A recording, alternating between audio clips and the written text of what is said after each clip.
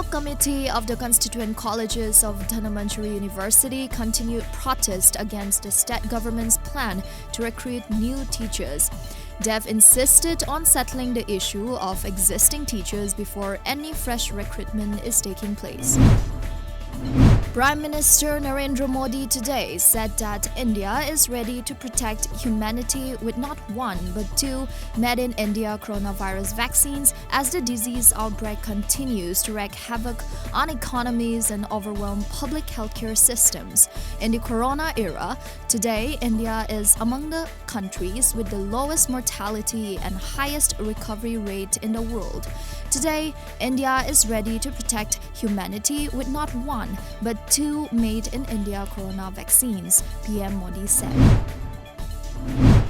At least 10 newborn babies were suffocated to death when a major fire broke out at the Sikh Newborn Care Unit (SNCU) at Bandra District General Hospital in Maharashtra.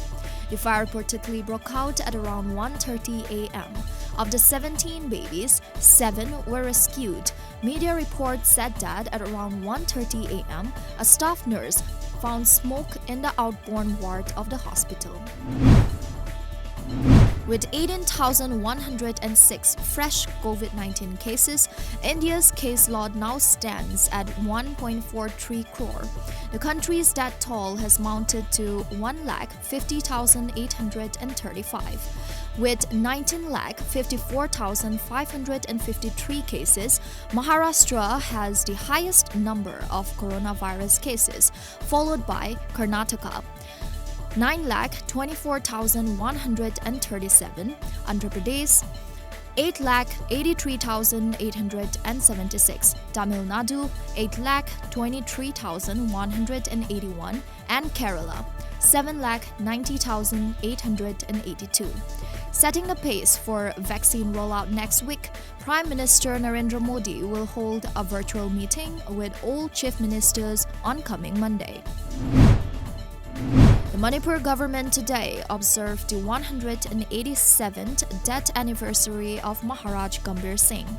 The function was held at MAHARAJ GAMBHIR Singh Samadhi, located at Lantabal in Imphal.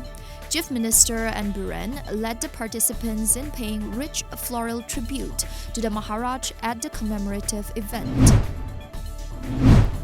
President of United People's Front (UPF) W. Second today argued that one should avoid being selfish, adding that we should rather think about betterment of the whole community.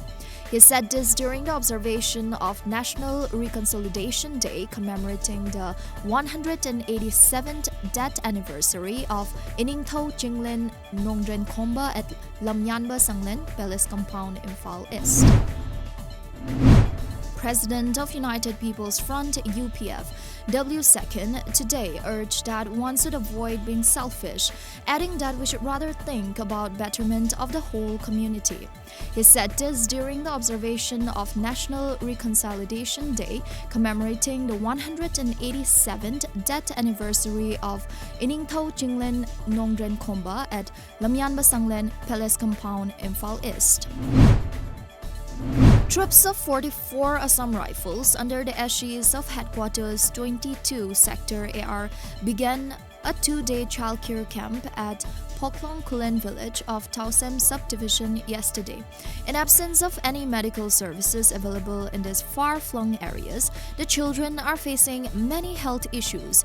Child health is a state of physical, mental, intellectual, social, and emotional well-being and not merely the absence of disease, Assam Rifles said. Union Home Minister AMIT has cancelled his trip to Mizoram, according to an official. Though the Union Minister was scheduled to arrive today, his trip was cancelled on Thursday for unknown reasons, our media report informed. Saha was scheduled for a 2-day visit to the hilly state from January 9 to 10. He was to inspect a land custom station at Jokotar village in Champai district on the Indo-Myanmar border. The rebels of the Arakan army have finally released 3 National League for Democracy (NLD) candidates who had been abducted prior to the November 8 election. The NLD had previously refused to consider lifting the AA's terrorist designation until the hostages were released. It was seen as a roadblock to any negotiations on holding make-up elections as well.